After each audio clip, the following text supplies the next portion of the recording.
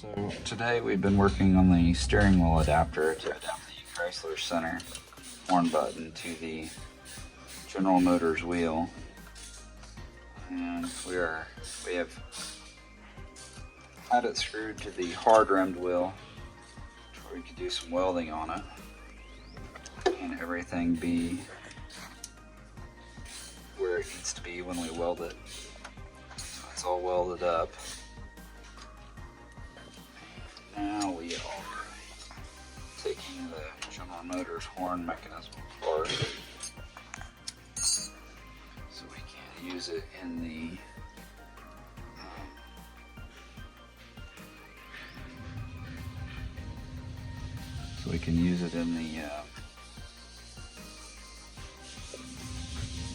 on the padded wheel. I'll show you guys what the padded wheel is going to look like on the dash.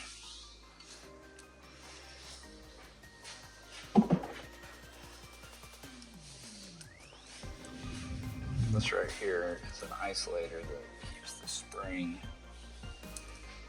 from making contact. I think they call it a Belleville spring. It's just like what you have in your clutch on your late model standard shift.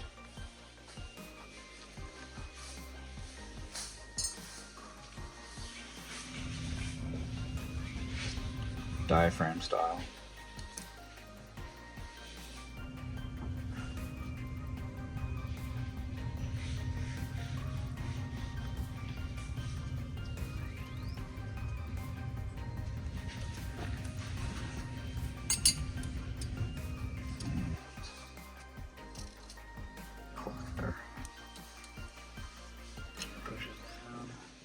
There's a hole on the top of this that clocks it to the 12 o'clock position.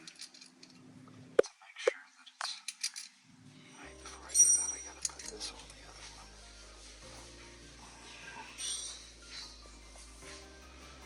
That goes to the top, that goes to the top. We took some 1/4 inch brake line with a double flare on one end.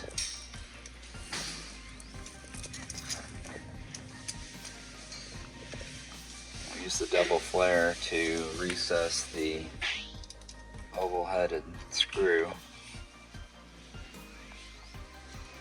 If it wasn't recessed, it would bottom out on the Belleville spring and it wouldn't work. So we had to build the recess pockets for it to the easiest way to do that was just take a piece of 1/4 inch brake tubing and put a double-ended flare on one side. We ground the other side to the same height as the rest of this piece. So we just used the piece to set the height on it.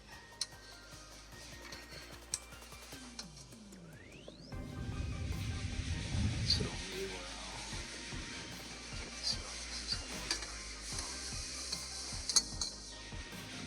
I think I heard doors working. Did I hear doors working? You want to go see what James has got going on with the grill? Real quick while I'm finishing the steering wheel.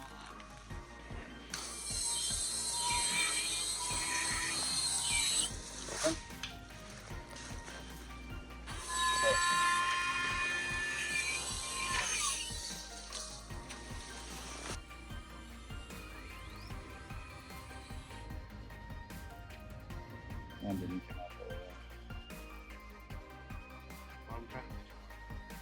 Yeah.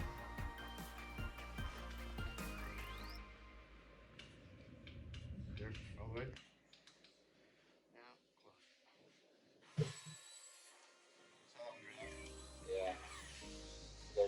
They could both use probably. So,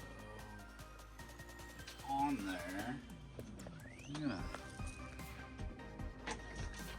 grab the nut real quick for that steering wheel.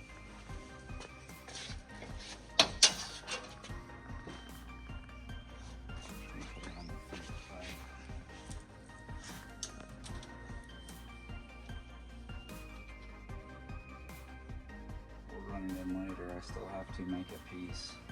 But if you see the factory charger is way taller than, way bigger diameter than the General Motors column. But,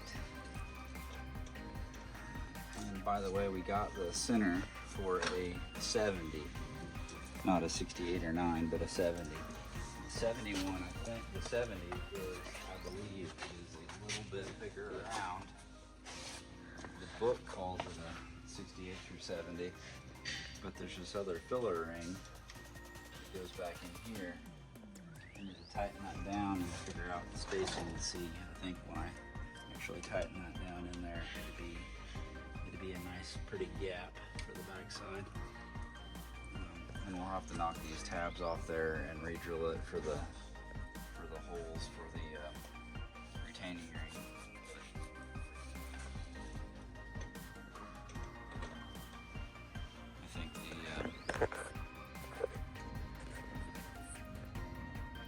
I think that's gonna look really good.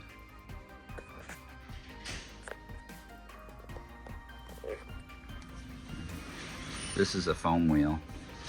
Now, like I already said in the other video, it's getting wrapped in leather, but we did do some trimming on the stitches to where it should be really close to this when it's done. Little detail work right here. You can see the difference between the Chrysler and the General Motors spoke. We will go ahead and make the gap from here to the spoke even all the way around on all of them. But I think that turned out nice.